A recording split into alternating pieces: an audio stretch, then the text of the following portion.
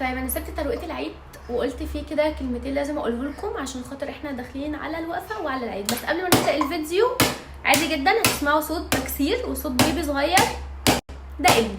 المهم بقى في بنات كتير بيقضوا ليله الوقفه لوحدهم والعيد لوحدهم، وهم اصلا عندهم مشكله ان هم يقضوا المناسبات دي لوحدهم، وفعلا الموضوع بيبقى مش حلو خالص في الاغلب يعني. بس احنا اللي بايدينا ان احنا نخليه حلو، وان احنا نخليه حاجه جميله، وان احنا ما نبقاش متضايقين قوي ومتضررين ان احنا ازاي قاعدين لوحدنا في ايام حلوه زي دي. انا هقول لكم ايه الحاجه اللي انا بعملها وبتبسطني جدا جدا وانا قاعده لوحدي. انا بجد من الناس اللي ما بتزهقش خالص وهي قاعده لوحدها، يعني مثلا ممكن كده من وقت للتاني ابقى فعلا خلاص بقى زهقت ان انا خلاص قاعده لوحدي يبقى لي فتره كبيره جدا، لكن انا في الطبيعي بعرف اعمل لنفسي بلان تحفه وبجد ما بزهقش خالص، وبعرف ابسط نفسي بنفسي. وانا بجد دي اكتر حاجه بحبها فيا، ان انا ما بعتمدش على ان انا حد يبسطني او ان انا منتظره حاجه من حد، لا انا بعرف اتبسط لوحدي.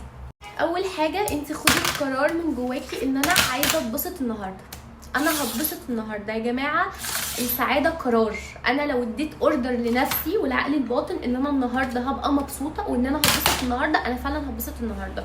لكن لو عشت في مود ان انا قاعده لوحدي، انا ماليش حد، انا ما عنديش اخوات بنات، انا ما عنديش صحاب، انا مش عارفه ايه، وتفتحي بقى السوشيال ميديا تلاقي الناس كلها مبسوطين والناس كلها متجمعين، فتقومي متنكده اكتر ومتضايقه اكتر وتثيري الشفقه على نفسك.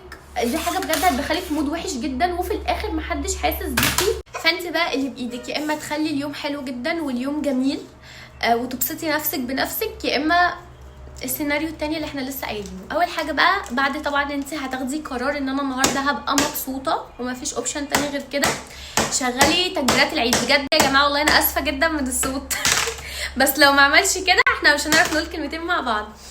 المهم شغلي تكبيرات العيد بجد حلوه جدا وبتدخلك اصلا في مود جميل. والاغنيه بتاعت يا ليله العيد انستينا مفيش اصلا عيد ومفيش وقفه من غيرها. خدي شاور، اعملي سكين كير، حتى انت لو انت اصلا حاسه ان هما مش بتجيب نتيجه وما بتعملش تاثير وكل الحاجات دي، احنا بنعمل الحاجات دي عشان نبقى مبسوطين، احنا مش منتظرين نتيجه على قد ما احنا عايزين نعمل روتين عشان نتبسط. هاتي بيجامه الوقفه، ولو انت ما عندكيش امكانيه ان انت تجيبي بيجامه الوقفه البسي بيجامه مثلا بقالك كتير قوي ما لبستيهاش البسيها، بس اهم حاجه تكون نظيفه مكويه. انا طبعا ما بكويش بيجاماتي عشان بس تبقوا عارفين، هو بس الهدف هنا من كوي البيجامه ان احنا بس حاسين ان احنا النهارده امامير قوي، وان احنا واخدين بالنا من نفسنا قوي، وفي حاجه شكلها مختلف النهارده عن اي يوم تاني. وطبعا السهره ما تحلاش غير ان احنا نبقى بنتفرج على حاجه بنحبها. دوروا بقى على فيلم كده يكون تحفه انتوا نفسكم تشوفوه، وسناكس بقى يا جماعه، كتروا السناكس على الاخر، وكله حاجات انتوا بتحبوها